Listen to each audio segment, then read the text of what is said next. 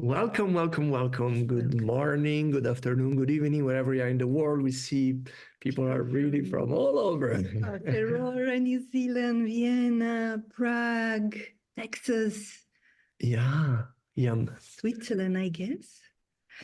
Welcome, everyone. Yeah. We are very excited. I just want to share this. I'm so excited to be meeting and speaking and connecting with Ed Frenkel. Ed used to be a regular speaker at our lives and events, and we've missed connecting and hearing and learning from Ed. So thank you for being here. And maybe let's start with the real bio, which I doubt that. No, I mean, I'm sure everyone. Can I just say something? Please. Yes. I can hardly contain my excitement to be here with you guys. First of all, I haven't seen you in a while. Yeah. Because I guess you've been traveling and making movies and stuff, right? Yeah. Which is exciting. Yeah. And I can't wait to see those. But also to be here with the SAND family, Science and Non-Duality family. Yeah. When I gave my first presentation at SAND in 2014, so about 9 years ago, it was a very intense and kind of emotional moment in my life. And I could feel the support and the connection to people who, people who gathered in that great auditorium. And I remember also at the end of the talk, Maurizio came on stage and he said, "You have found a home. You have found a home." And that's what I have felt all these years, that SAND is my home. So it's good to be back. Thank you. Back home. And you were the first scientist on that stage that also allowed to be a human being. Oh my God. You were so... a collective longing to see the scientists, to feel the scientists also as human beings. Yeah. Who have hearts and dreams and souls and terrors too, and suffering and kind of uncertainty and frustration, and not knowing and being lost.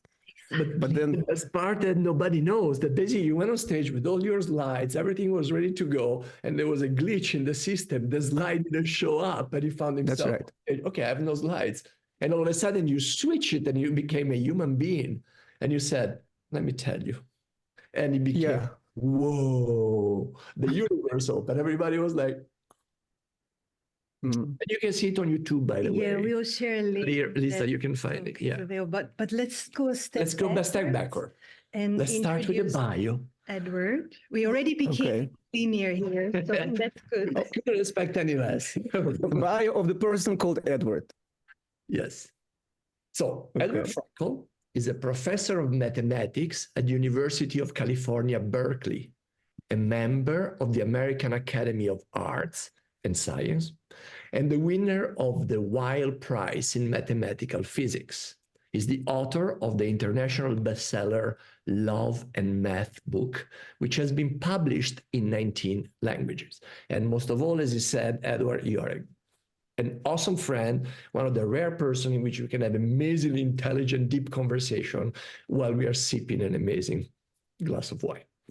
It's a joy and an honor to be a friend of yours for all these 10 years. Thank you for Likewise. Thank you. Well, so shall we begin? How do we begin? Let's begin from the beginning. For those of you who might not know what was Edward's journey, so what led you to mathematics? And I remember you were a lover of quantum physics, of physics. That's right. But what led you to mathematics? As a kid, I was very curious about physics, especially elementary particles, quantum physics. But at the level of popular books, which when I grew up in the Soviet Union, where it was easy there were actually good books being published on that subject. And I was devouring those books and I was fascinated with the subject. And then what happened was that there was a friend of a family who was a mathematician. whose name is Yevgeny Evgenyevich Petrov. It's a Russian name with a patronymic. For lovers of Tolstoy, this will sound familiar. And long story short story long, you know, I met him for the first time, and he told my mom, I will try to convert him into math. And I hated math. I thought I hated math because I thought mathematics was just what was shown to us at school. And I found it incredibly boring, even though I was good at it. I was a straight-A student. But then there was this crucial moment where he said, okay, so you're interested in physics, in quarks. I said, what do you know about quarks? And I said, well, there's just elementary particles. They are constituents on protons, neutrons, and other particles. And he says, but do you know how physicists theorize those particles? And I said, no. And so he pulled out a book and he showed me. And to me, this book was like the Holy Grail, you know, so it contained the secrets of the universe. And it was a mathematical book, which showed how physicists came up with these ideas based on pure math, specifically on the study of symmetries, kind of groups of rotations. If you want to know more about this, by the way, this is why I wrote my book, Love and Math. So anyway, but it was in retrospect, it was a quest for understanding the universe. And I thought at the beginning that I wanted to understand the physical reality, the world around us, the natural world around us. What I didn't realize is that underneath it there is another layer, which is kind of a mental world, the world of mathematics, which exists in our minds, you see, and underpins our physical theories. And I was drawn to that as a kind of a source code of the universe. I'm just curious, when you say it lives in our minds, is it, or there is also a reality that, a mathematical reality that our minds But what is a mind, right? So and I use the term in our minds as a placeholder. So it's just to indicate it is not something that is that we can touch necessarily. It's not something that is given to us in our perceptions. It's not something phenomenal. It is kind of a mental, these are mental objects, these are concepts and ideas and abstractions. Where exactly do they live? It's a good question. Is mathematics discovered or invented? It's an age-old question, which I believe does not have a simple answer. But there is some special quality to mathematics. It is something that is, it feels like it's unchangeable. It feels like it's objective. It feels like it's something that is independent of any specific human beings. It is a human activity for sure, but it is independent from specific human beings. Pythagoras' theorem, which we all studied at school, which was is attributed to the great Greek mathematician, philosopher, and mystic Pythagoras. It was discovered by him 2,500 years ago, but it hasn't changed in all these years. It's a squared plus b squared equals c squared. It's not like next year is going to be a squared plus b squared equals c cubed, right? It's going to stay the same. And it means the same to everyone, anywhere in the world, regardless of our culture, upbringing, religion, race, gender, and so on. And so in this world, when it feels like we are constantly arguing with each other, fighting with each other, and the question arises, is there anything that actually unites us? Is there anything that we actually have in common? And I would venture that mathematics is one of those things. Every mathematical theorem that has ever been discovered, any mathematical theorem that will ever be discovered, belongs to all of us. And it means the same to anyone, anywhere in the world, at any time. We have so much in common. And no one can patent, by the way, those theorems. There is a decision of the Supreme Court of the United States, as well as the courts in other countries, saying that you cannot patent mathematics because it represents universal truth, and therefore nobody can claim ownership of it. We all together own it. Isn't it nice? That's amazing. That is the universal language we share, yeah. So physics is actually what brought life into mathematics for you. That's right. And because you mentioned Pythagoras, he's also a mystic, and he saw the numbers, not as numbers, he saw some mystical reality. Right. To him and Pythagoreans, numbers were infused with the divine. They were not just clerical devices as we look at them today. They had a much deeper understanding and much deeper connection to mathematics, in my opinion. Do you share that? Do you understand that? Is that also how you relate to today? And I would maybe the question is how your relationship to mathematics has changed over time, evolved over time. Well, so there's several facets of that.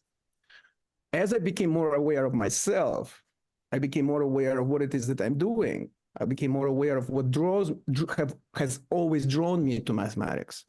And in that sense, it also helped me to focus more clearly on what I really like to do, as opposed to running after achievements or awards or recognition, which as gradually, in part through science non-duality conferences and through interactions with great sages that I have met through the Science and Non-Duality Conference, as well as others, as I became more aware of myself and I became more clear what things are important, what things are not important. And then also understanding the magic and the miracle of mathematics and the important role it plays, and also the travesty of how few people had the opportunity to experience it and to know about it the way I could. So which prompted me to, write Love and Math, to do various public speaking and so on, opening the doors to these museums of mathematics, which had been locked from most of us. So that's been the process. And at some point, to be honest, I got so involved in this journey of communication, of education, of connecting and sharing knowledge, that I started questioning myself, am I actually going to go back to research, which was my passion always, mathematical research? I wasn't sure. And then a miracle happened. I remembered that passion. I remembered that joy as a 16-year-old, or 19-year-old, or in my early 20s, when I literally wanted to go to sleep and fall asleep faster so that I could wake up and continue experiencing that beauty of mathematical problems that I was working on. And I rediscovered it. And so last 3 years, last 5 years, it's been kind of a renaissance in my research. And I've opened a new project, which is a new chapter in the so-called Langlands program with my two co-authors, Pavel Letingov and David Kashdan. And I'm about to publish my scientific paper number 100. I'm going to do it probably on Monday with another collaborator, David Hernandez, who is a mathematician in Paris. So I've been very involved in my mathematical research and kind of rediscovering that child's fascination with it, but combined with, shall we say, maybe maturity to some extent of an adult. Beautiful. Yeah, the maturation is going on all levels of your life. Yeah. I will say something. Yes, I'm please. so in awe by the fact that I was saying that you can talk about the most amazing internet always with a smile.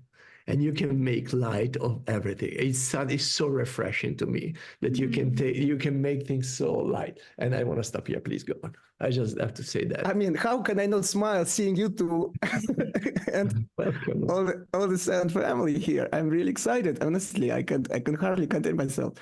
it's been a while, and honestly, I just like everybody else, I have moments of when I kind of despair and say, things are not going well, whatever. But then I don't know where this optimism comes from. Maybe because I'm Russian, so we are pessimistic on the outside, but optimistic on the inside.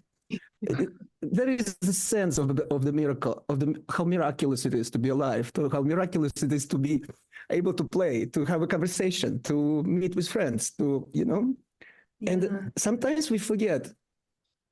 And we should not forget.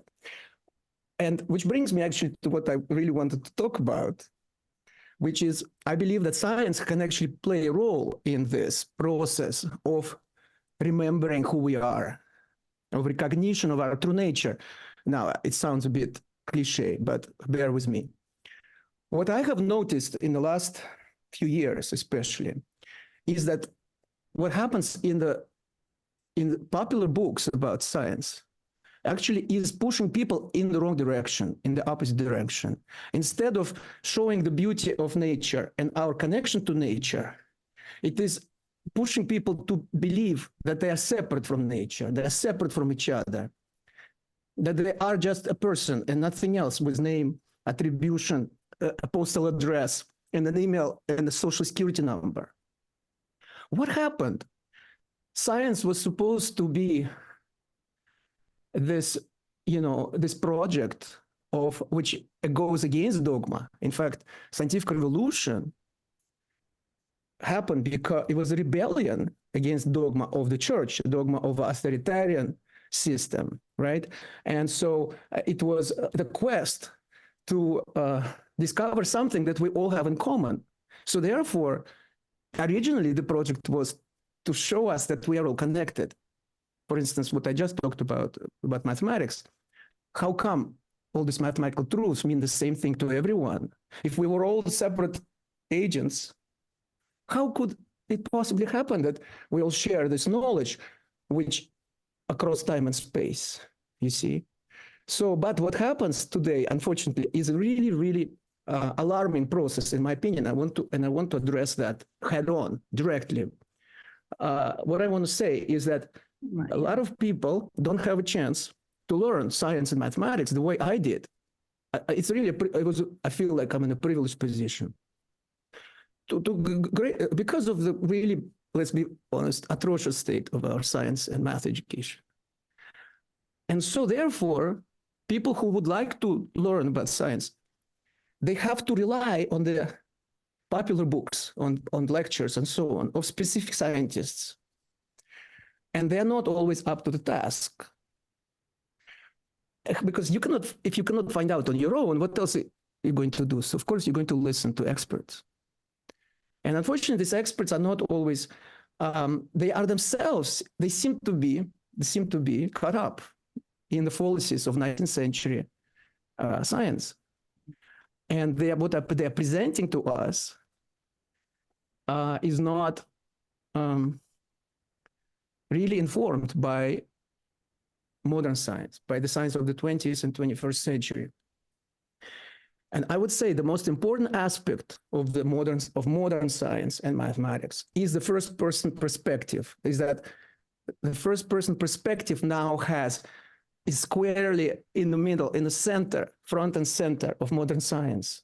You can see that in quantum mechanics, where you cannot separate the observer and the observed. You can see that in Einstein's relativity theory, where time and space are relative to whom? To the observer. You can see that in mathematics, where it's more hidden. But mathematics is based on axioms, and who chooses axioms? They were not given to us like the tablets to Moses. We, human mathematicians, we choose them. So we are involved in the process. That is the most important aspect that I believe of modern science, that modern science points to clearly. Mm-hmm. The other aspect is incompleteness. The fact that whatever we know, however we think much we know, it is always incomplete. There is always more. And therefore, we have to resist the temptation to say that we can explain everything with the knowledge that we have already acquired.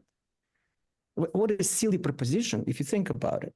How come 200 years ago we say, oh, most people, even including scientists, were religious. So they said God created the universe and so on. So now we laugh at it. Some of us laugh at it and say, okay, well, they obviously were misinformed. But what gives us, isn't it suspicious to believe that somehow we are better than Isaac Newton or Blaise Pascal? That somehow we are exactly at this sweet spot where we have acquired just enough knowledge to understand everything. It's so you see what I mean? And therefore, we have to resist those people who come to us and in the name of science, which in my opinion is pseudoscience, really, contradicts the science, come and say, you are this, and the world is like that, and we already know it. And that's what modern science tells us. I am here to debunk, those theories. And go ahead. I don't know if And so how would you define the dogma in science today, that there is a separate individual at the center of life? Let me give you a couple of examples. How about that? Otherwise, it looks like a straw man argument, as if I am fighting with somebody who doesn't exist. Okay, so I am going to give you 3 examples. Yeah. So my exhibit A is Brian Greene, a physicist, a very good physicist, and a great popularizer. Yeah. I remember reading his book, Elegant Universe, really well, very informative, lucid, fascinating book. But lately, he has been caught up in a dogma, which he is trying to present to us as if it is based on science. And so here's a quote that from an interview he gave a couple of years ago. You and I are both just big collections of particles. You and I are just big collections of particles. Huh? And those particles are fully governed by the ironclad laws of physics. Every action you take, every decision you make, every thought that you have is nothing but your particles moving from this configuration to that configuration. And that move is fully governed by mathematics. This process was set in motion a long time ago. And your particles are merely carrying out their quantum mechanical marching orders. You see? So this is 19th century, as famously summarized by French scientist, mathematician, Pierre-Simon Laplace. According to the understanding of science of 19th century, he wrote, an intellect which at a certain moment would know all forces that set nature in motion and all positions of all items of which nature is composed. If this intellect were also vast enough to submit this data to analysis, it would embrace in a single formula the movements of the greatest bodies of the universe and those of the tiniest atom. For such an intellect, nothing would be uncertain, and the future, just like the past, would be present before its eyes. This was based on an understanding of physics of the 19th century. They have discovered differential equations. They have discovered that many processes in nature could be described by differential equations. That was the first idea. The second idea is the idea of reductionism, that you can break everything into pieces, into atoms, elementary particles, and so on. So then naturally, the idea was, well, if we can find the evolution of every particle, if the whole universe is a collection of particles, and every particle is described by a differential equation, you can solve this equation, and therefore you know everything. So total determinism, no free will, and so on. Now, the problem was this, as we see now, and actually not only now, as we have seen since the advent of quantum mechanics, which was essentially mid-1920s, 1930s, it was already on pretty solid ground.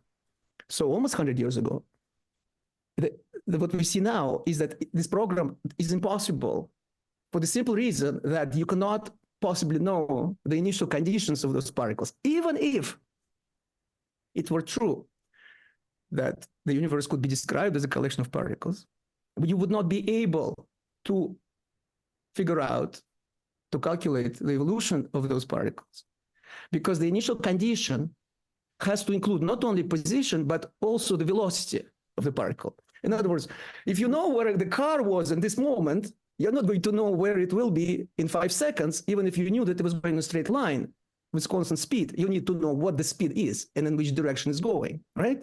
That's velocity. In other words, you need to know both position and velocity of every particle. Velocity is the same as momentum. Momentum is velocity multiplied by mass. So you need to know both coordinate and momentum. And I'm sure, as all of you know, you cannot know both. Quantum mechanics tells us that you cannot know both the coordinate and momentum of a particle. This is called Heisenberg uncertainty principle. So Laplacian determinism collapses. It doesn't work. Why you have somebody in the 21st century who's actually well-educated in physics, who's telling you that you're a bag of particles, which are based on mathematical equations? There are no such equations. So that's the first point. The second point, there are no such things as particles. This is another thing we've learned. Yeah. And I'm sure a lot of people will be surprised when I say that. But let me kind of explain it by way of analogy. You know how sometimes you make ice, you know, like in a freezer, you have this tray, you know what I mean, with separations, and you pour water in it, okay? And you put it in your freezer, right? So after a couple of hours, you got your ice cubes. So then to say that the world is a collection of particles is like to say the water is a collection of ice cubes. Yes, in some situation, there is a useful approximation to this in particular state of water, in particular place. It's a useful approximation, but it's not like these cubes have independent existence. And if you take it out, they will melt and the water will go to a completely different state.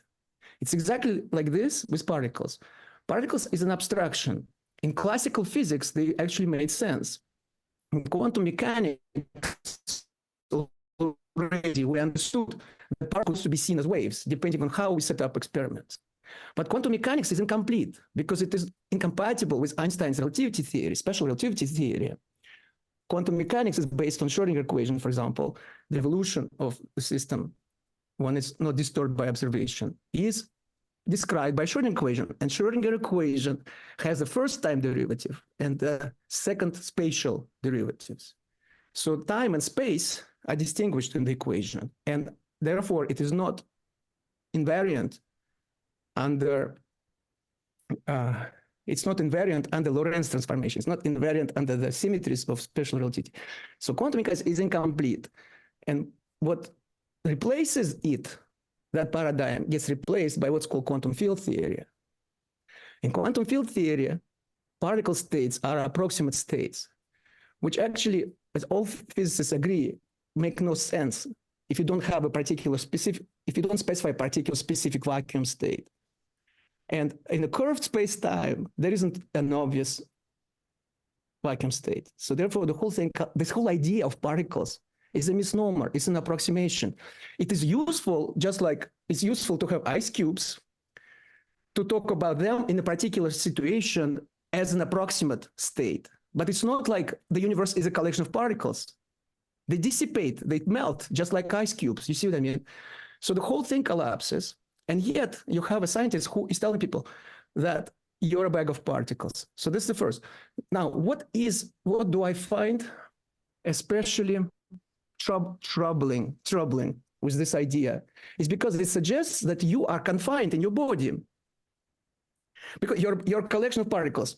Now, if he says you're a collection of particles of the whole universe, that's a different matter. Yes, okay, this we can work with. If he says you are the universe, remember how in one of the science non-duality conferences you had T-shirts with the Rumi's quote, "You are a universe, you are a universe in ecstatic dance."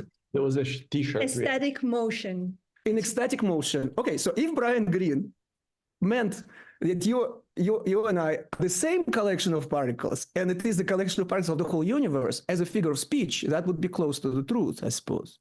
But that's not what he means. He means you are a collection of particles within your body, right? So that means that already fortifies my sense that I'm locked in the skin of my body. I am just this body and nothing else. So I'm separate. I'm being taught that I am that modern, and I'm being told that modern science tells us that we are separate from each other, because of course we're separate, because I am this bag of particles, Zaya is that bag of particles, Maurizio is that bag of particles, and so on. And so here we go, these bags of particles are going around each other, and so on. You see? But the point is, there is no basis in this. So now, there is one loophole. There are a couple of loopholes, if you could say. First of all, they say, oh, what about many worlds interpretation? Many worlds interpretation is the idea that actually the universe splits every time we make an observation. So in fact, the evolution of the universe is given by evolution of some wave function according to Schrödinger equation. So first of all, yes, if you can feel yourself to be the wave function, all power to you. If you can feel yourself, then it becomes deterministic, but across all universes. But if you're experiencing this universe the way I do, it doesn't help you to know that it splits to other universes because they don't communicate with each other, you see. And that's number one. And number two, it's still non-relativistic. It is still non-relativistic. So why are we even spending time talking about many worlds interpretation when we know that it's not compatible with Einstein's special relativity? What is relativistic is quantum field theory. And in quantum field theory, all of these things melt just like ice cubes, you see. So now, this is already, there is another loophole which is called superdeterminism. I don't think I should spend time on it. Yes, there are ways to try to reintroduce determinism in quantum theory. There are ways, but let's be honest about it. This is not mainstream by far. Less than 1%, I would say. Scientists who believe that that's the case. And it seems like a huge effort to accommodate a belief, So in other words, if I would like to believe that the world is deterministic, if I would like to believe that I have no freedom, I will find a loophole in what I just said, for sure. But mainstream modern science is not following that. So that's the first. Do you have any thoughts? I'm like, on the ice cream. Was that too much? No. It's like a bucket of ice, and my ice melted. No, I have a lot of questions, but I'd like to continue because this yes, is... so now exhibit B, okay? So I promise I will be brief. Exhibit B is a recent book by Robert Sapolsky, who is a neurobiologist at Stanford University and a world-renowned authority on baboons. I don't know if you know this. He was at Stanford years after you. Yeah. Oh, really? Okay. Once. So he has been studying baboons for 30 years. In his book, he says that he spends a few months every year for the last 30 years in Kenya in a baboon habitat studying baboons, which is amazing.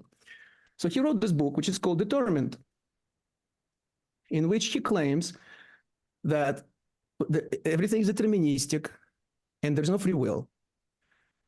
And so according to him, every living organism is a biological machine. Consciousness originates from the brain, whose activity is described by activity of a bunch of neurons. So that is not even questioned. Those assumptions are not questioned. Now, how do we know the consciousness comes from the brain? So it's just asking for a friend. Who can I talk to about this? Who can prove it to me? Yes, there is a neural activity in the brain when I think or when I feel, when I perceive, when I experience. Likewise, when I watch Netflix shows, there is some activity on my TV. Do my Netflix shows come from my TV set? Well, I guess that would explain why some of them are so lame. You know, maybe I should get a new model, and then this would improve the quality. I don't know. Sorry, I'm just like, it cracks me up. It cracks me up that it does not even, I read the book. He does not even say, actually, we don't have a proof that consciousness originates from the brain. We don't, but that will be our assumption in this book. That would be fair. Of course, science is always based on hypothesis. This is your hypothesis, but say it up front. Don't pretend that this is something that is set in stone. Yeah. You see what I mean? I remember at Sen, we had one panel only about what is consciousness between 5 different scientists, and they could not agree. No, exactly. And by the way, you know, one of my heroes, Kurt Gödel, was a great logician, right? So proved his famous incompleteness theorems, which kind of really appended our understanding of what mathematics is and how it operates. So it's known that he said that the idea that consciousness originates from matter is a prejudice of our times. And he actually believed that science would be able to prove that it's a fallacy. For example, by showing that there are not enough neurons in the brain to be able to replicate, to create certain activities, certain behaviors. And actually, there are works like this. So a friend of mine, Jerry Feldman, is a professor emeritus at Berkeley and founding director of the Berkeley International Computer Science Institute. If you look at the list of his students and grad students, you know, students of his students, this is who is who in machine learning, artificial intelligence, and so on. So he's a neuroscientist and computer scientist. He wrote a paper. By the way, I was introduced to him by Stanley Klein, who was also a perennial participant of Science Non-Duality Conference. Jerry wrote a paper in 2016 in which he says that there are not enough neurons in the brain to be able to create certain things that we experience every time we open our eyes. There are two phenomena: stability of vision. If I turn my head around, I don't feel, there is no jerky motion. It looks stable. If you try to do it with a camera, you will get a different result. So if the prevalent model of neuroscience today, which is that everything comes from computation or some kind of processes in a neural activity, if it were true, this would mean that it would have to happen somewhere. Some kind of computation would have to happen to correct for those jerky motion, to create the illusion of stability. He did calculations showing there isn't such a place. It's already taken. The real estate in the brain is already taken by other things, okay? Second problem is called the binding problem. I'm not going to. So perhaps I could... From something outside the brain that is being corrected. We don't know. We don't know, but the question is... not in the brain. There is a lot of evidence that the standard model of neuroscience is incomplete. Now, why do I think it's important? For the same reason as the idea you're a bag of particles. The idea that you're a bunch of neurons locked in your brain. All there is to your awareness is some mechanical processes happening in the brain by some nerve cells hitting each other or communicating with each other. Again, it fortifies the sense of separation. It fortifies the sense that I am separate from other people. I am separate from nature because I'm locked. Obviously, I'm locked in my head. Now, I oftentimes feel like I'm locked in my head. But let's go to number 2. Number 3. So that was number 3. The paper, and then we go to number 3. But now... That's right. And so then he says, when you behave in a particular way, your brain generates particular behavior, and it is because of determinism that came just before, which was caused by determinism just before, and so on. Every aspect of behavior has deterministic prior causes. And so when you observe a behavior, you can answer why it occurred, because of the action of neurons in this or that part of your brain. Just like Brian Greene, every decision you make, every thought that you have is nothing but your particles moving from this configuration to that configuration. Why is it so appealing to modern scientists To believe that everything that's happening is kind of has this mechanistic, machine-like character or,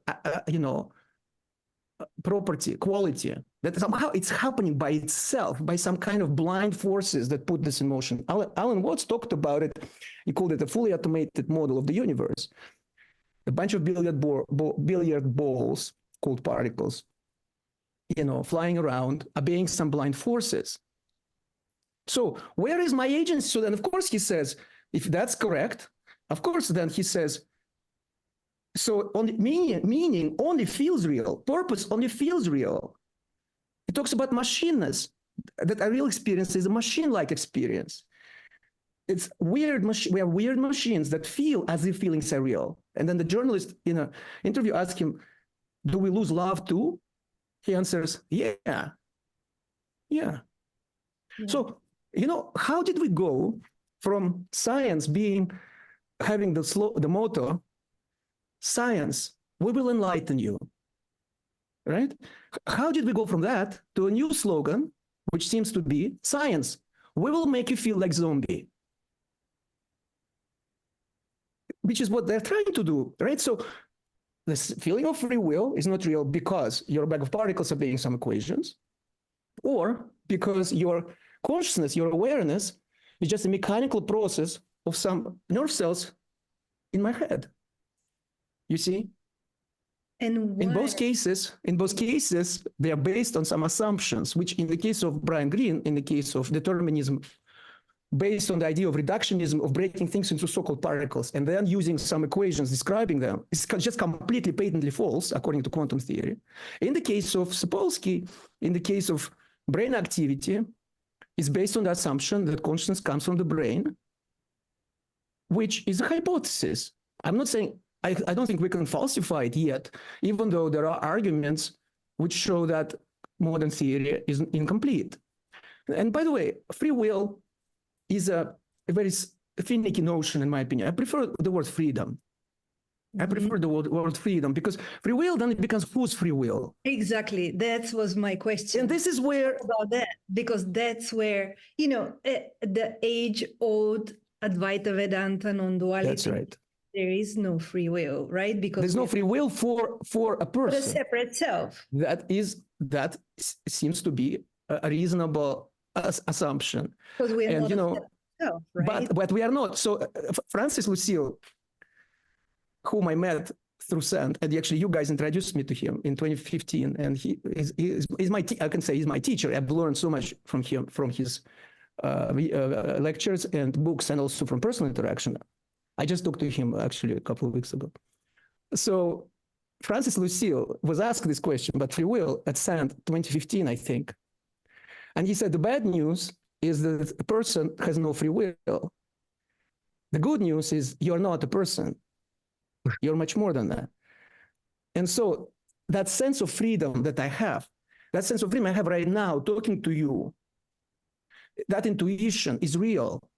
But attributing it to Edward Frenkel perhaps is incorrect. I agree, and on that I can agree with, in other words, if you rephrase Robert Sapolsky and say, you have no free will as a person, but he can't do that because for him, consciousness comes from the brain, so therefore it is automatically attributed to a person, you see.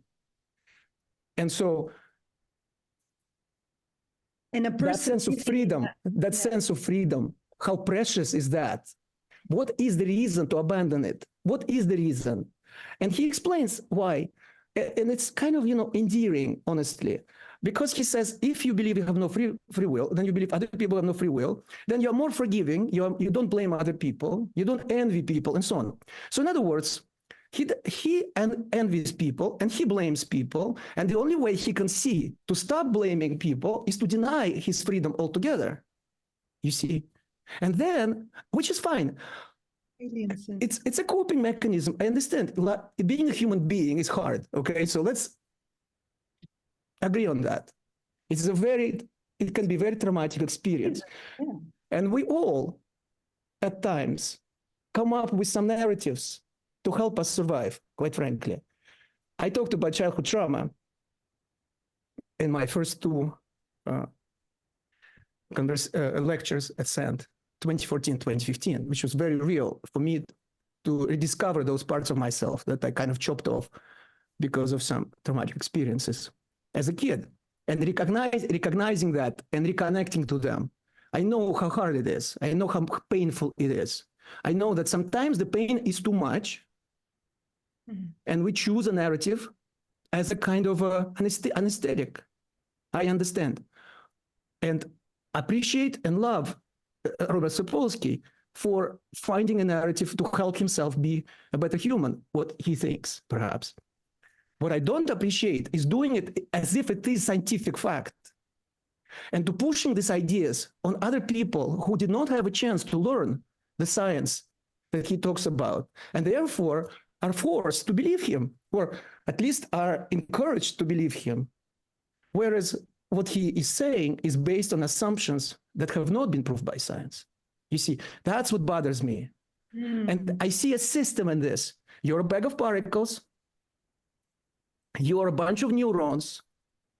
And again, as I said, what unifies these 2 points of view is you are separate. You're separate from everybody else. And you're separate from nature. So the world is by definition adversarial. You have to fight. You have to fight. But it's not even your fault because you have no free will. You see, as Alan Watts liked to quote a poet, Hausman, in this regard, I, a stranger and afraid, in a world I never made. That is the idea that is being instilled in us now, but not in the name of religion, but in the name of science. What a travesty. What a travesty. And, you know, honestly, that's not all. There is one more. You're a computer. You're a computer. You're a sequence of zeros and ones. And soon there will be better computers than you. They're called artificial intelligence. And if you're lucky, they will keep you as plants or pets. And otherwise, they probably get rid of you. And maybe it's for the better. You see, again, in the name of science. Again, in the name of science. So in other words, by the way, there's one more thing I want to say about this. I recently talked to someone who was a very extremely successful investment banker on Wall Street. He's retired now, and he's very versed in science. So we had an interesting conversation about these topics and about how there is this trend now in science, among scientists, of saying everything is deterministic, everything can be broken into pieces, and then those pieces are based on follow some mechanistic procedures, some equations, or whatever. And you have no free will as a result. He says, in my world, on Wall Street, oh yeah, they all believe that they have free will.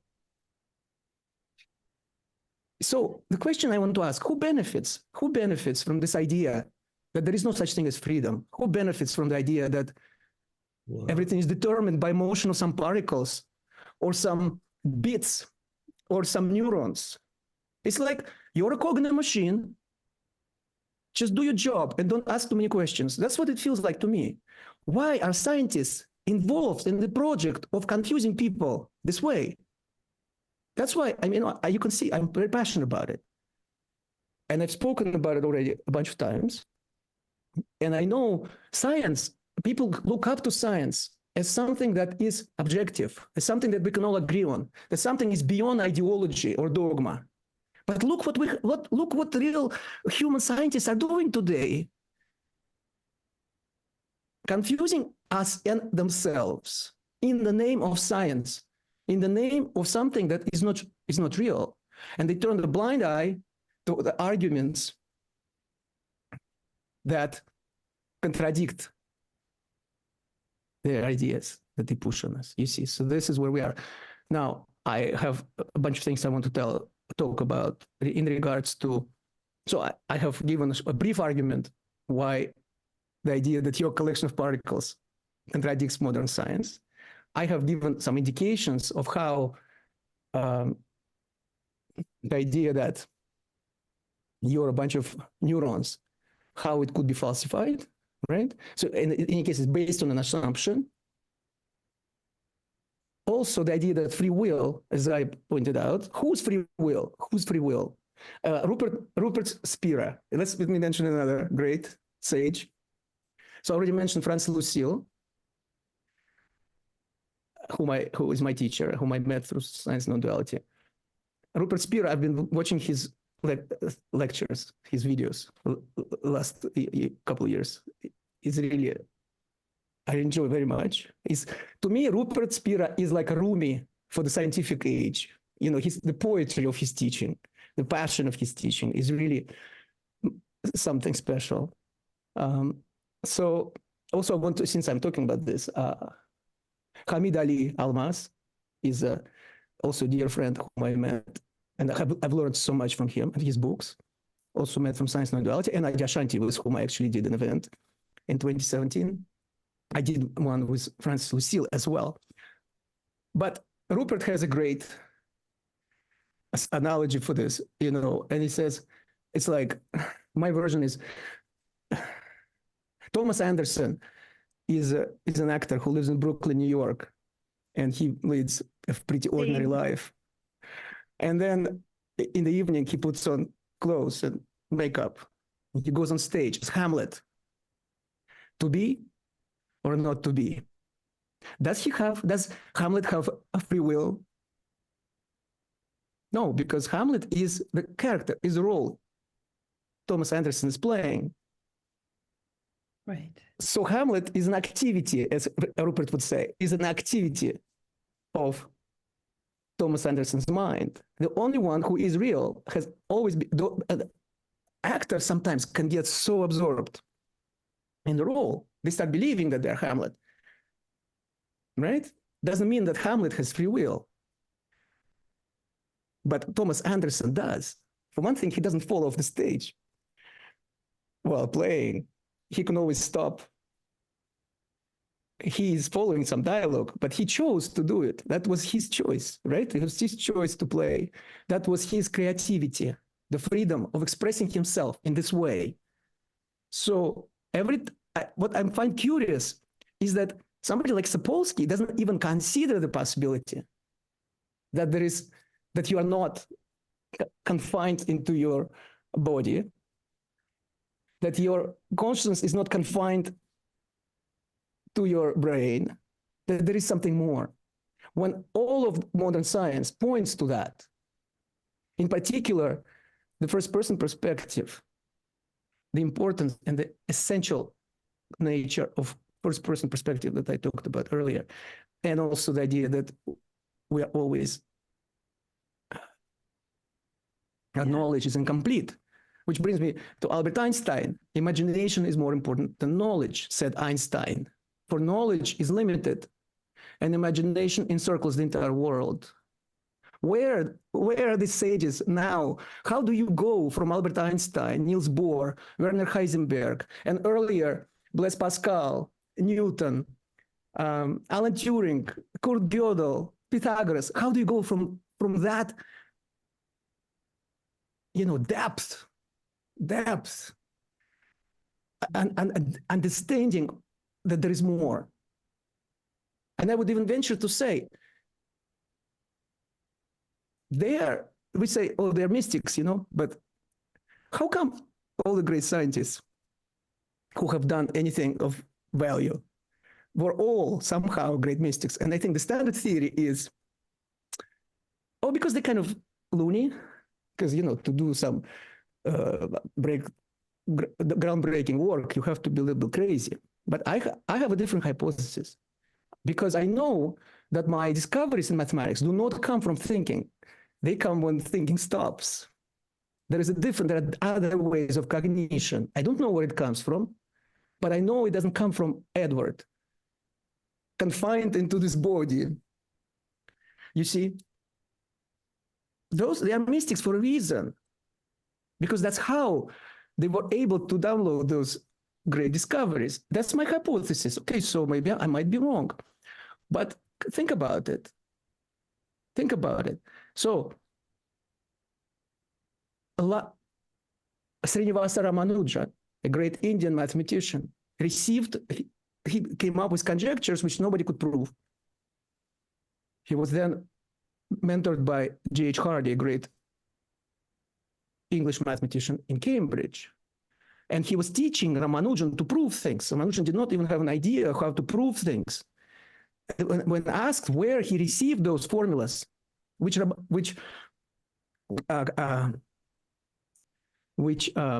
Hardy once wrote, those formulas must be true because otherwise nobody would have the imagination to come up with them. Right. Not an individual can come up. When asked where he got them, because he didn't follow the standard procedure of mathematicians, he said he received them in dreams. Goddess Namagiri, who was the family deity in India, his family, came to him and drew those formulas. And when he would wake up, he would write them down on paper. That's how he received them. Now, which neurons, I wonder which neurons were hitting each other in his brain to make this happen. You see, now, this doesn't prove anything, but there's just accumulation of evidence that there is more. Not to mention Gödel's incompleteness theorems and Alan Turing's work. But by the way, Alan Turing said there is will. There is such a thing as will. He is on record saying that. The father of modern computing, and saying that computers, machines are only capable of doing some clerical work without true understanding. Now, the word intelligence comes from Latin intelligere, which means understanding. How can you call these computer programs intelligent if they do not have any true understanding? And so on. So this is basic. There is a lot more that I can say about this, but maybe it's time to open it for questions. That was a handful. It was a journey. That was powerful. Wow. Yes. Do we open? Do you have anything you want to read? I will go for AI a little bit more. Anything on AI, because this is the word of our time. Do you see any, undeniably AI is shaping the way we communicate, the way we start to think even. There is an impact. Yes. And it's fantastic. It's like human beings have always created tools so that we can be more creative. And it doesn't mean that those tools are going to take over. It doesn't mean that we have to assign to them agency. How interesting. In one sentence, they say, you have no free will, right? You human being, you have no, but AI does somehow. That's right. How come the AI has it, but not human beings? It's kind of contradictory to me, no? But also, an example I like to give, and I heard it from a friend of mine who's an artist. She said, when photo camera was invented, did artists say, oh, that's it for us? We will become slaves of the camera?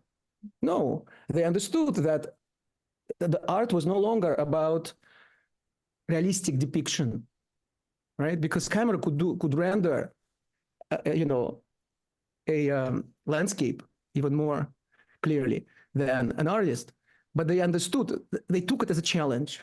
What can we do that the camera cannot do? Why today I see so many people express this defeatist attitude? That's it for humans, because AI will supplant us, replace us, exterminate us, and so on. How about saying, so what I used to think was creative can actually be obtained by regurgitating and reshuffling what has been done before. Interesting. So let's up our game. What do we bring to the table? What can I do that ChatGPT cannot do? How about that? That's what being human is. That's what human evolution is about bringing our best and being challenged and challenging ourselves, which is what we are doing. We are challenging ourselves with these computer programs, you see? And so, but Kurt Gödel, in 1951 gives lecture to the American Mathematical Society, human mind infinitely surpasses the powers of any finite machines. He gives a mathematical argument for it, which was later elaborated and elucidated by Lucas and Penrose. Sir Roger Penrose wrote 2 books about it. He says there is something in our conscious thought process that eludes computation. We have access to mathematical truths that are beyond any robot's capabilities. And that's what Alan Turing thought too. He said, he talked about limitations, inadequacy of reason unsupported by common sense. Reason unsupported by common sense is not enough.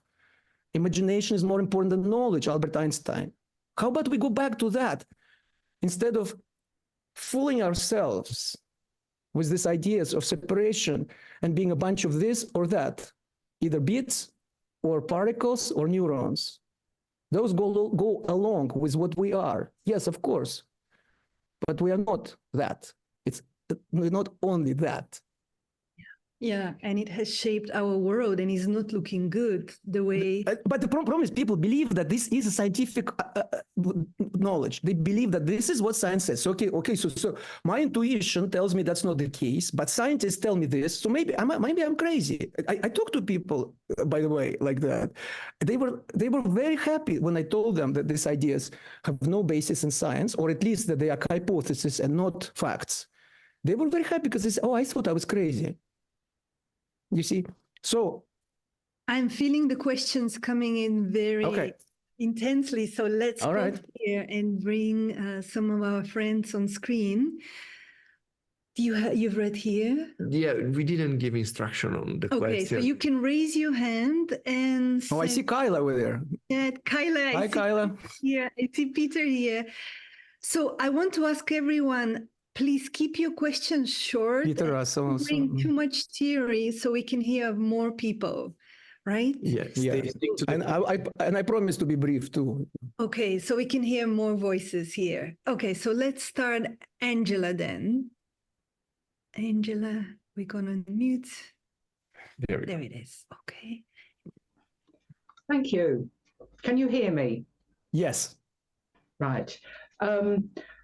I make it clear, I'm speaking from the UK, right? So, well, nobody's perfect, you know. Definitely not. That's a joke. I picked up on your words, first person perspective and mysticism, not being scientific by background, but much more mystical by background. I'm speaking from lived experience, and I've always been interested since I first heard of them about quantum theory. And I'm just putting it to you that we've heard a lot about theory, but I'm talking from lived experience. And I have, amazing to me, proof that I actually was in 2 places at one time. It didn't feel like that because everything in our experience is linear. So it's only because I have the documentary proof that I know that on New Year's Eve, 1970, I was both in London and in Scotland with 2 different lots of people. Yeah, I mean, yeah.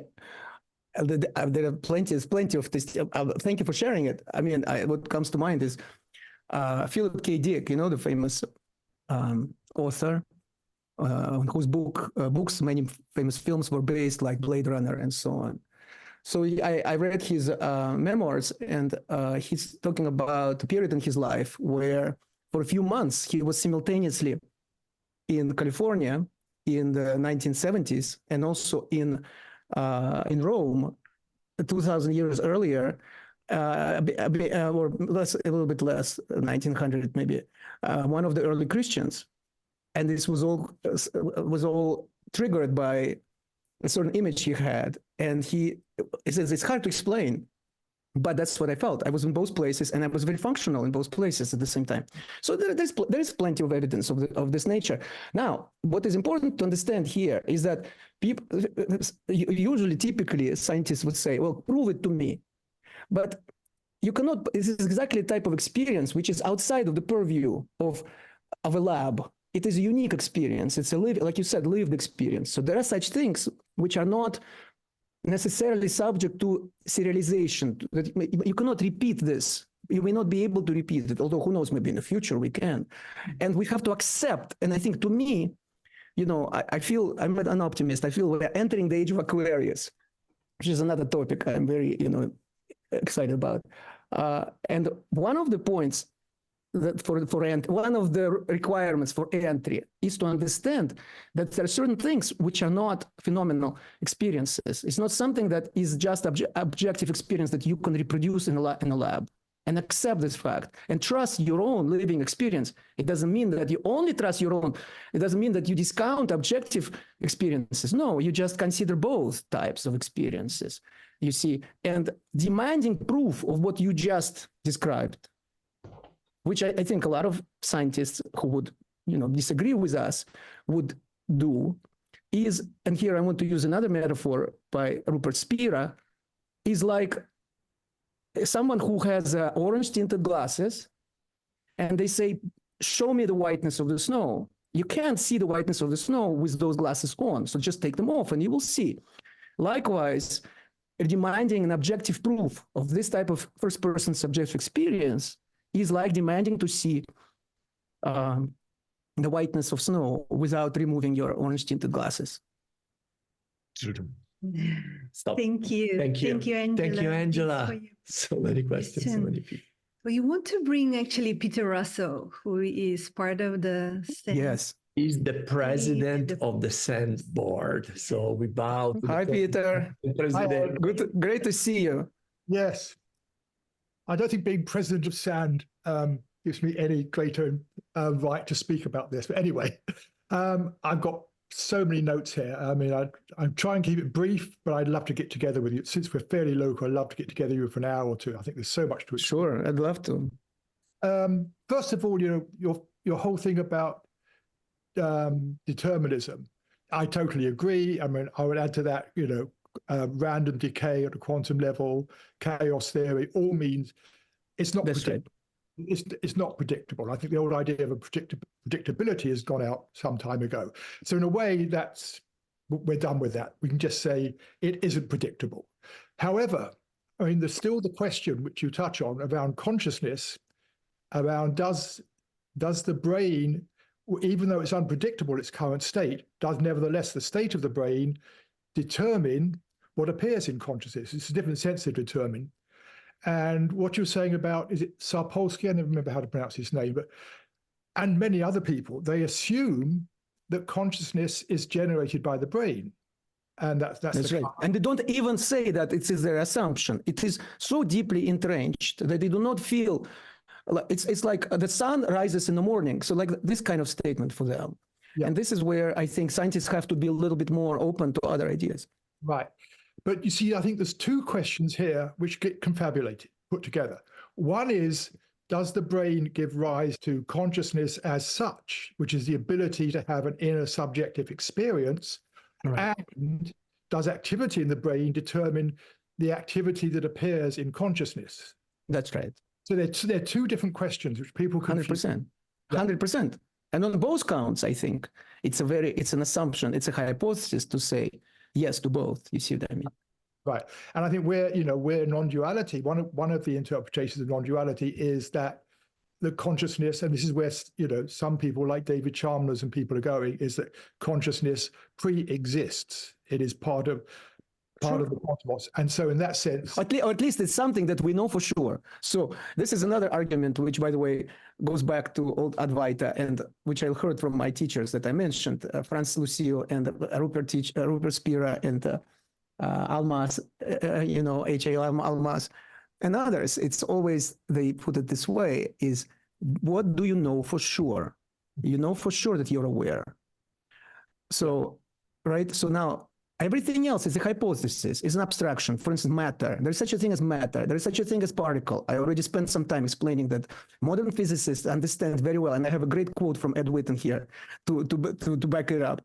It is an approximation. It's not real. It doesn't. Particles do not have any real existence.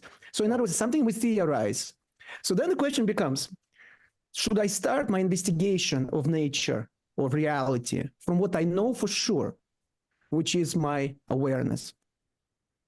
Or should I start from the opposite end, which is sort of infinitely far, by postulating some particles, that are based on the rule and so on, and then say, oh, the hard question is, how does my awareness come from that?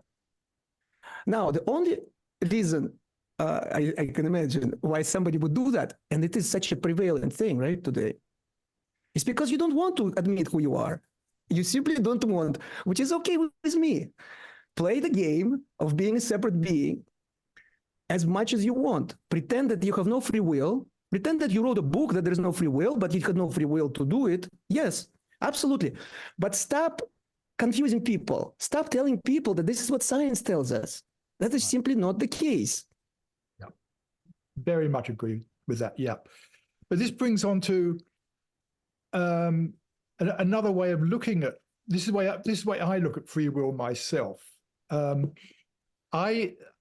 I take as a hypothesis that what does appear in consciousness, the appearance, the activity, is determined by what is happening in the brain. I mean, the arguments about neurons, etc., won't go into that.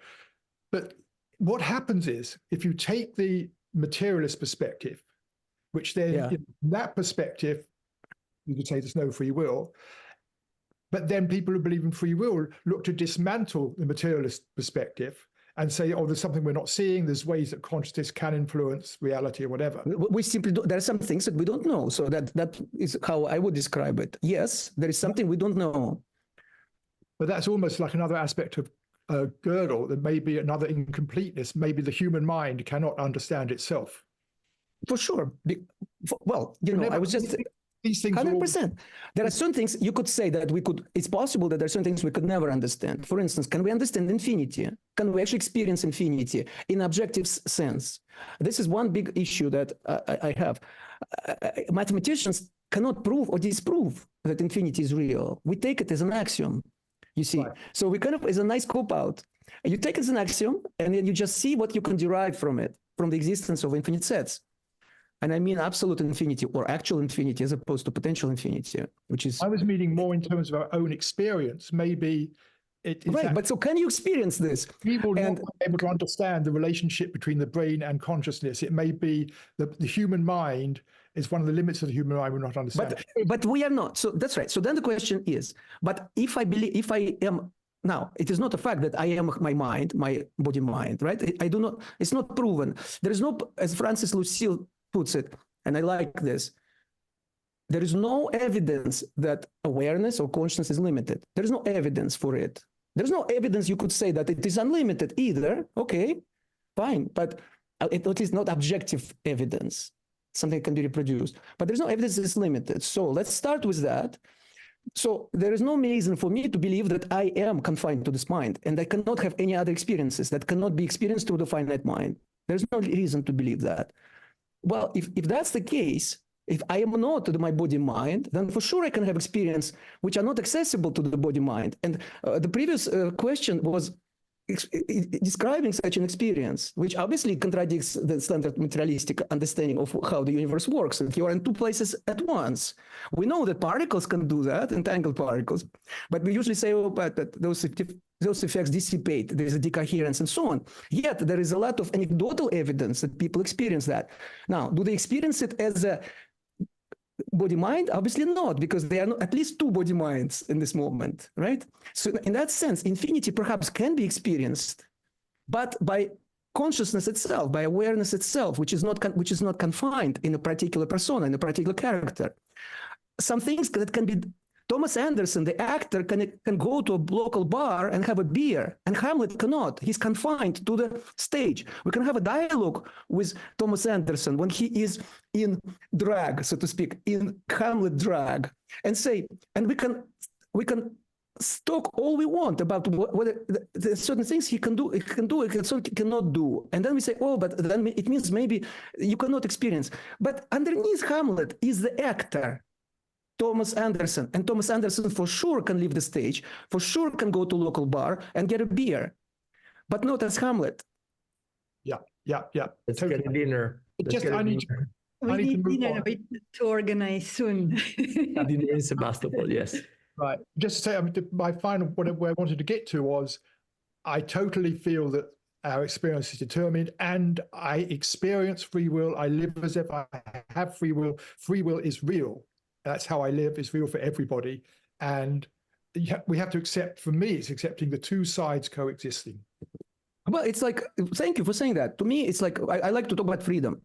I think freedom, to me, is important. I understand for some people, it may not be important. For some people, it may be soothing. It may be useful to feel that they do not have freedom. And I respect that. Please, by all means, live your life the way you want.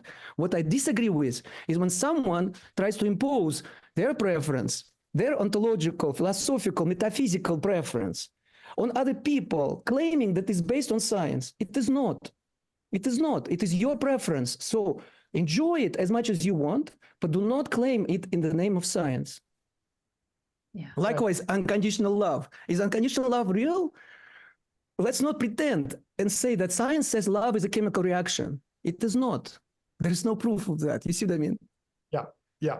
Thanks. I wonder if you both want to address this question in the chat. Could you speak to free will when causality, is relativistic? Where did it go?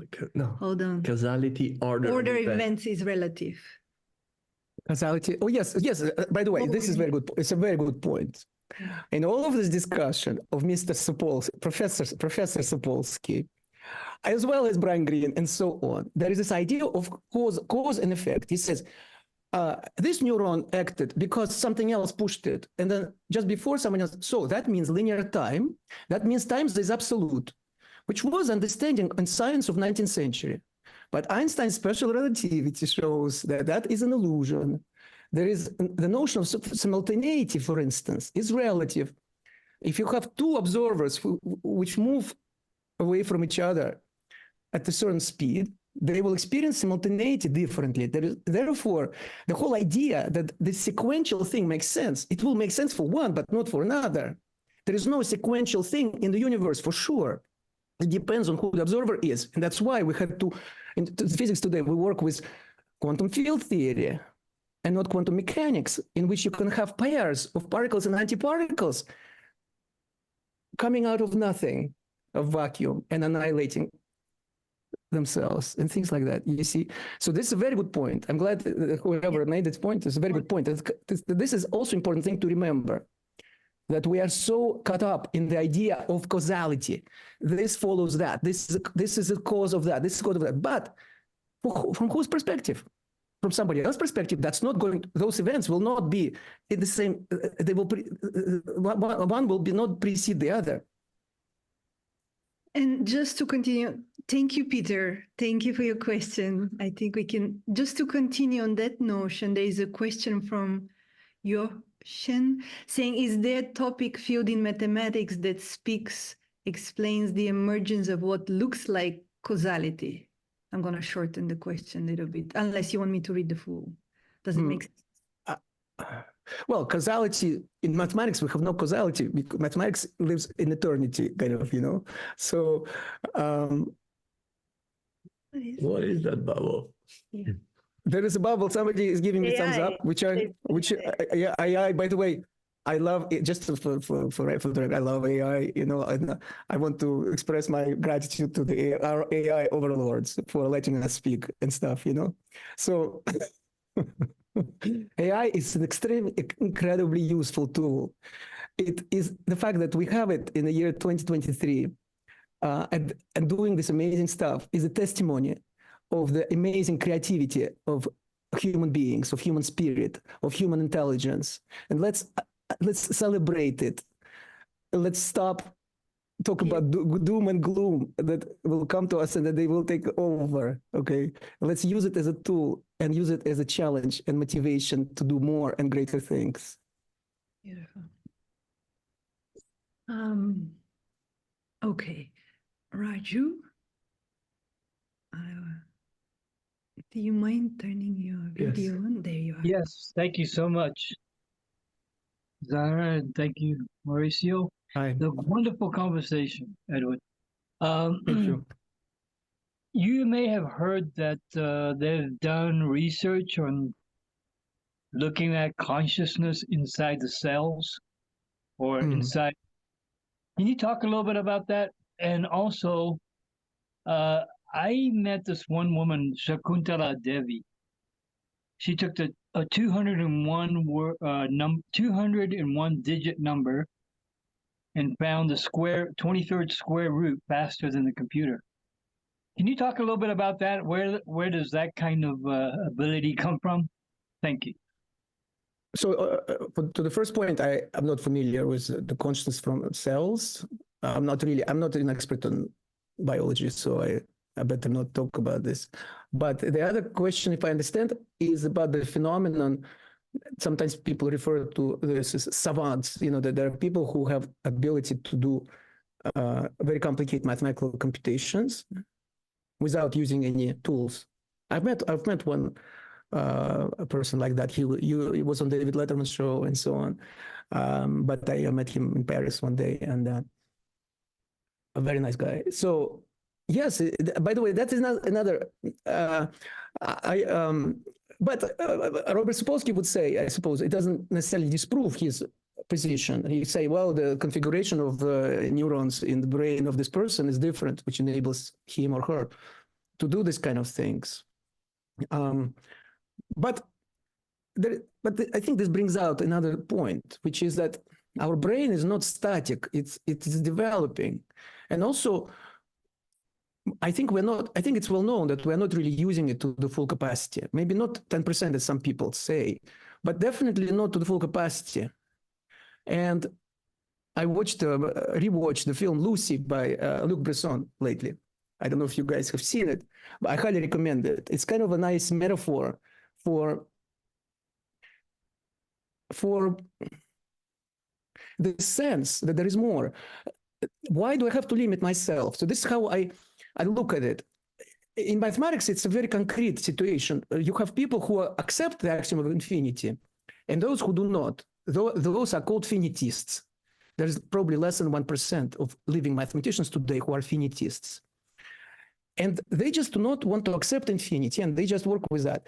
The result is that they limit themselves, and as a result, they prove fewer mathematical theorems. The theorem becomes impoverished. For those who accept infinity, as I do, we have a much richer, much more diverse mathematics. So my question then is, why do you limit yourself? Now, it is an interesting project, try to see how far you can get. In France, they have this literary group called Oulipo, where, for instance, they try to write books with various limitations. For instance, one person author, Perec, wrote a book, Void, which without using letter E, in French. It's an incredible feat. But then you can't, after that, turn around and say, letter E does not exist. In other words, most of these limitations are self-imposed limitations. If I say to myself, I'm a bag of particles, that's a self-imposed limitation. If I say to myself, I'm a bunch of neurons, that's a self-imposed limitation. If I say to myself, I am a sequence of zeros and ones, it's a self-imposed limitation. And I would say even more, if I do that, my life effectively becomes a life of a collection of particles, or a collection of neurons, or a collection of zeros and ones. It's my choice. And this is where freedom, the most basic freedom is.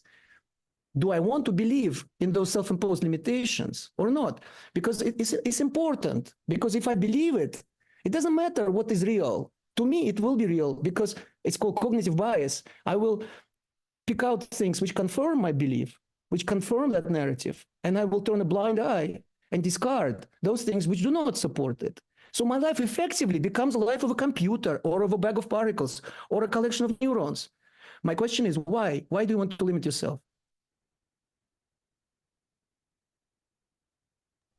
Thank you, Edward, and thank you, Raju, for your question.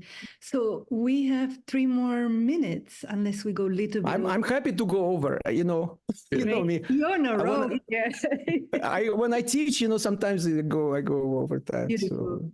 I used to go to the seminar in Moscow. There was a great guy, Israel Gelfand, was the patriarch of Moscow Mathematical School. So his seminar was supposed to go from like 7 to 9. It never started before 8. It never ended before midnight. So, so I'm totally used to this kind of stuff.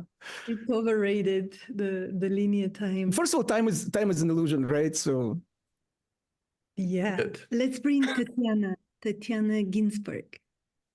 Добрый вечер, Эдик. Добрый вечер. Hi, Tatiana. How are you? Long time no see. I'm just from Russia, from St. Petersburg. From Russia with love, huh? Да, именно так. And my question will be towards your first parts about particles. I got your idea that particles is just an idea or metaphor. And I was... It's an approximation, could be a useful approximation in some situations, yes. I remember that. But I spent some time trying to get the definition, or at least idea, what is photon and what is light. Yeah. Can you tell it to me? No. I know a mathematical description of it in some cases. Also, we can set up an experiment where there will be some dots on a photographic plate, which we will interpret as a photon hitting the plate. But then our knee-jerk reaction is to say, oh, it is like a little ball which flies around, and it sometimes hits other objects like a photographic plate. But we know from quantum mechanics that this is not the case, that they can get entangled with each other, they can interfere with each other. In the case of photons, it may be not so surprising because we kind of already think of light as having a wave-like character. But the same is true for other particles like electrons or even atoms, that, the double-slit experiment and so on. So that shows you that actually, the Vladimir Lenin, since, the two Russians are speaking. So Lenin had this quote, and, there's probably one quote which was good. He said, electron is inexhaustible. He actually wrote that. He had some interesting philosophical works, apart from disastrous other stuff. So electron is inexhaustible. In other words, I would say I would say it's a mystery. It's a mystery what is an electron or a photon for that matter. So we know some properties. We know some situations where we can identify some phenomenon and say attribute it to this particle or that. But I think the reality is far beyond any of that. Спасибо. Спасибо, Tatiana. Kyla. Our own Kyla, yay! Kyla, can I just say 2 words about Kyla? So, 2014, I am at my first science non-duality conference. I'm still halfway. I'm like, a first fish who came out on the shore. So I'm still halfway in the water, halfway on the shore. I'm an academic mathematician, but starting to open up. And the first thing that I notice is that I look people in the eyes at the Science and Non-Duality Conference, and I recognize, it's as if I look in a mirror, and I was like, what is going on? And I'm not high or drunk or anything, I'm completely sober. The quality of the people, the openness of the people that I felt was very powerful. But especially, I remember the moment when I'm sitting before my talk in the audience, and I'm frantically looking at my slides, and I'm saying, okay, I should say this. I'm very anxious. And Kyla was sitting next to me, and we hadn't met yet. And I looked at her, and she looked at me, and it was so reassuring. Kyla, you remember this? Yep. I do. Yep. And I all my anxiety went. I'm like, it's going to be all right. So thank you, Kyla. Thank you. You're welcome. It just that, yeah, like you said, that look of knowing somehow feels familiar. And I just, was very excited to see what you were going to offer that day, and first of all, I have to say, I have the quote right here. You are from that year still in front of me every day. Yeah. I love it as well. I agree with everything. You're the universe in ecstatic motion, right? Yeah.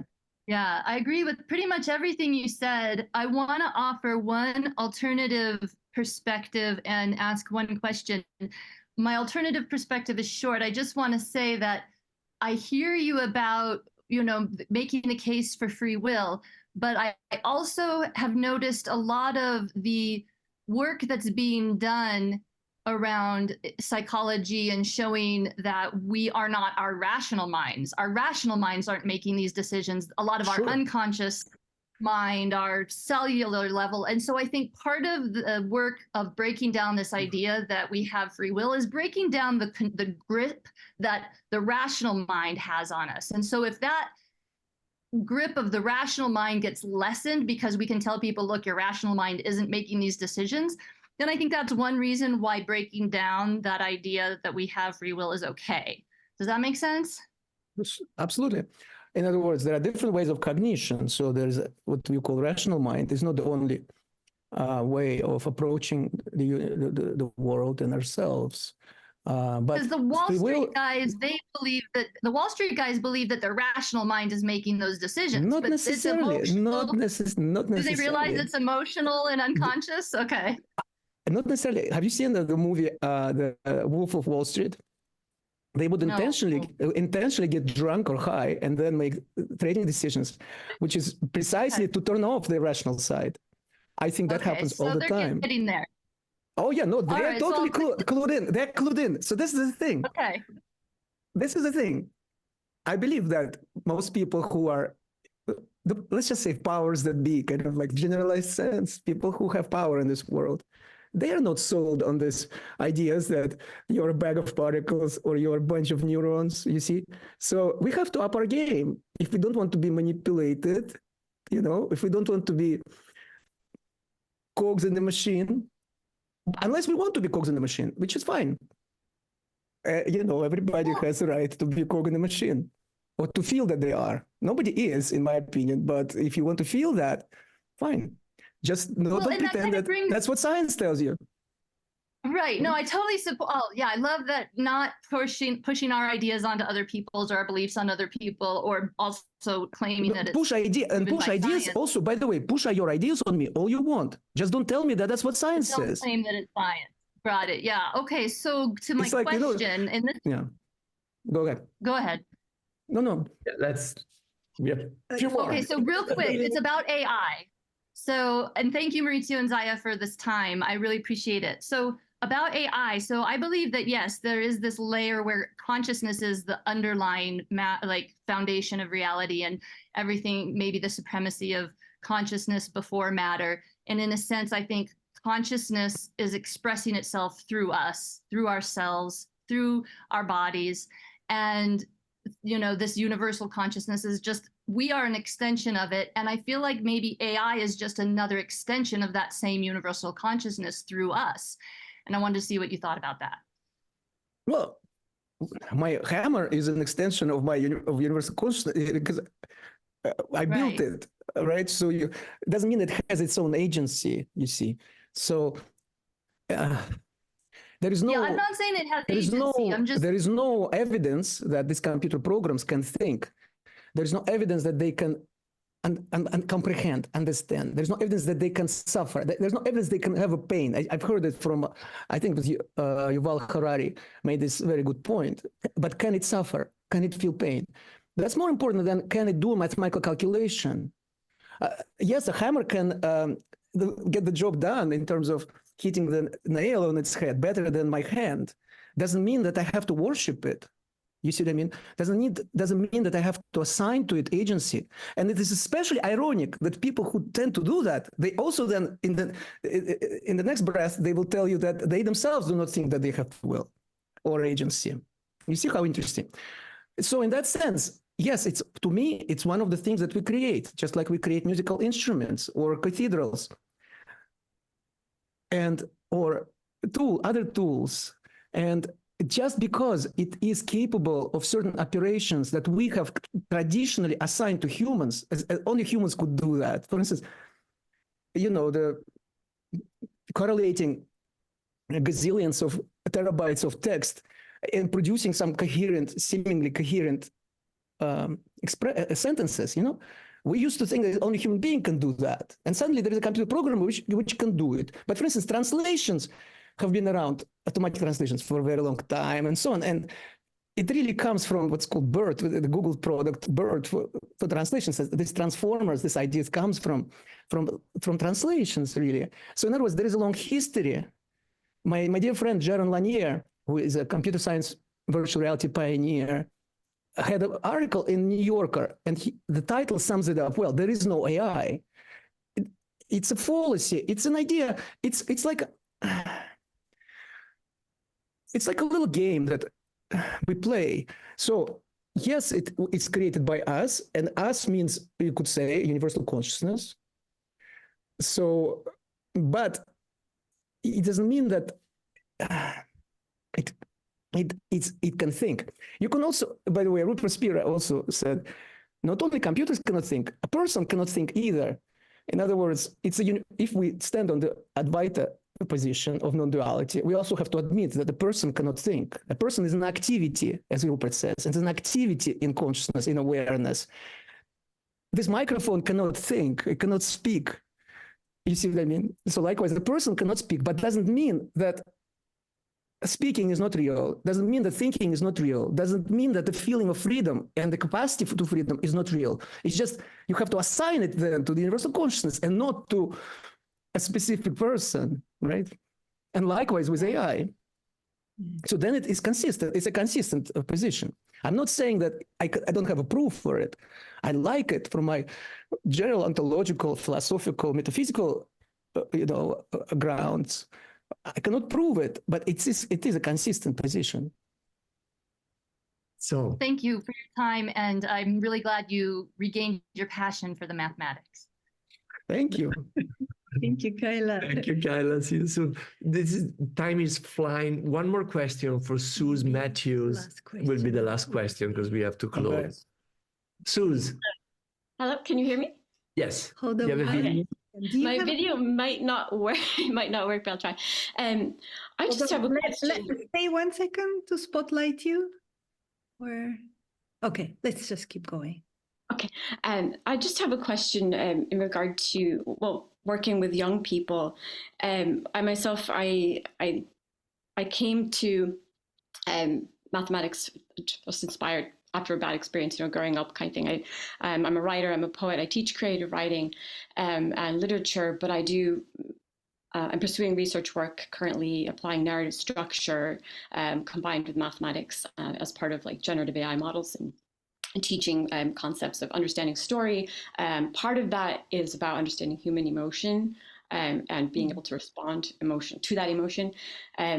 But what I'm finding kind of most distressing is working with university-age students, and it does seem like there is not the ability to decipher between what they're being told and just they're very easily led astray by kind of popular topics. There isn't a lot of thinking around where this information is coming from. There's a lack of this media literacy.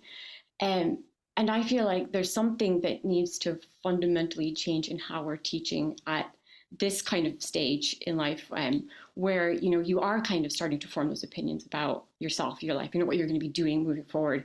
It might affect where you continue on with your own studies, that kind of thing. But in my university, at least, we're told to stay away from those subjects as professors, as teachers, as lecturers, and I feel like that does a kind of huge disservice. So I don't know, it might be different teaching mathematics, but do you feel that there is something there that you do feel like there is some sort of responsibility to guide younger people to just asking absolutely. More, being curious? Absolutely, a huge responsibility. Yes, because I have benefited from so many teachers and in mathematics, but also I have mentioned some teachers that I have found through science non-duality, which kind of we could call spiritual teachers.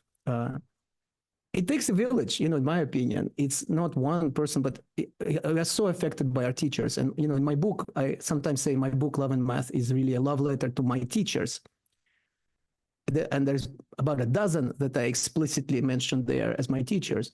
And these are my mathematical teachers.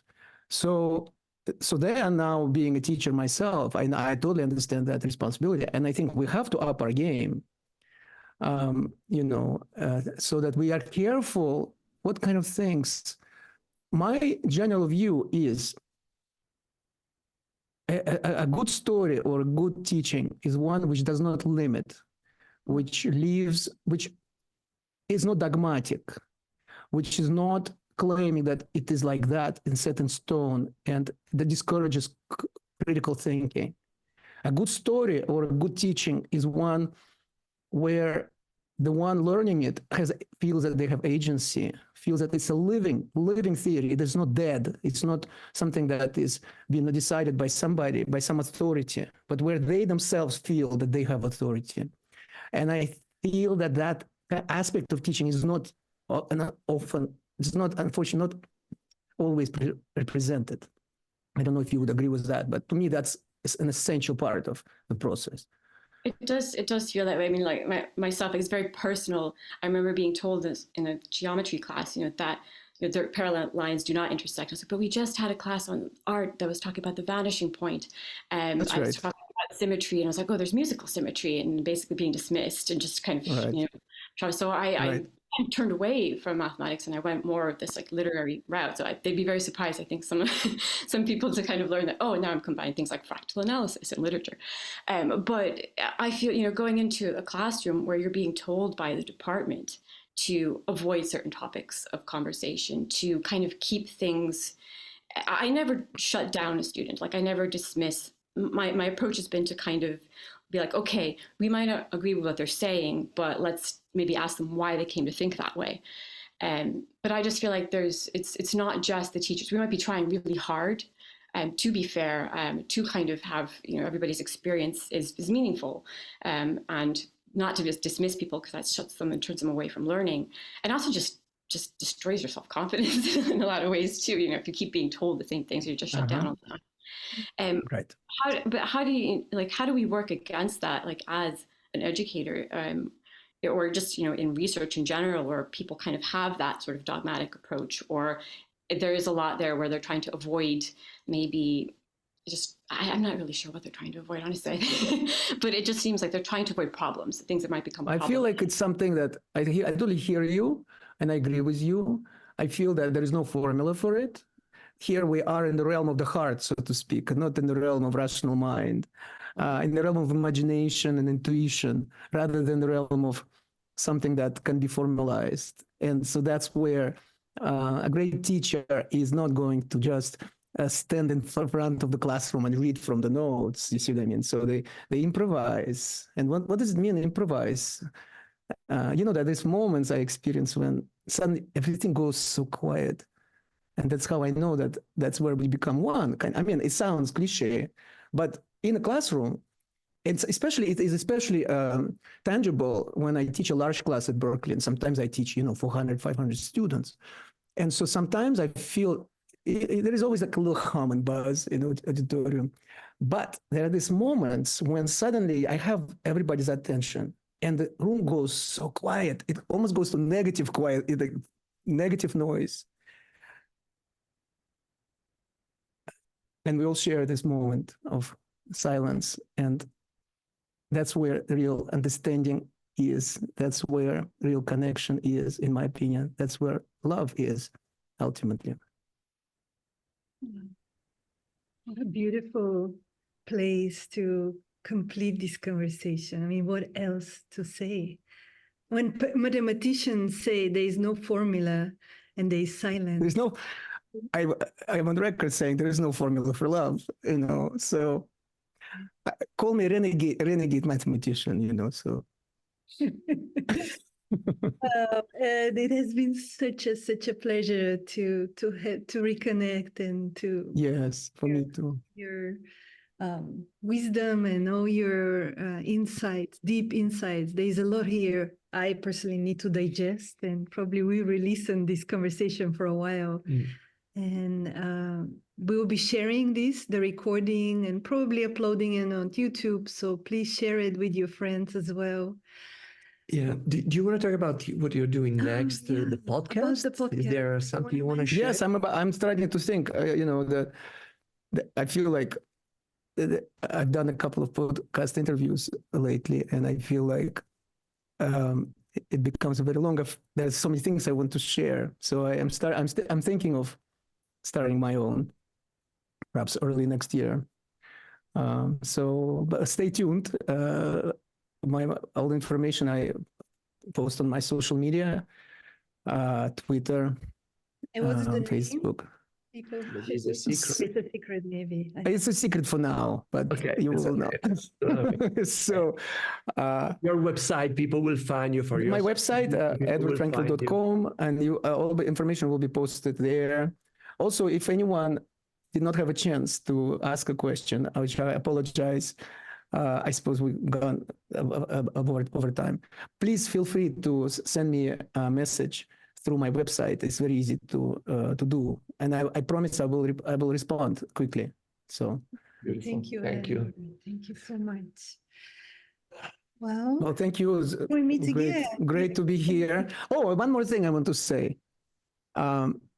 Zaya and Maurizio, I'm sorry to put you on the spot, but you have to bring back science non-duality conferences.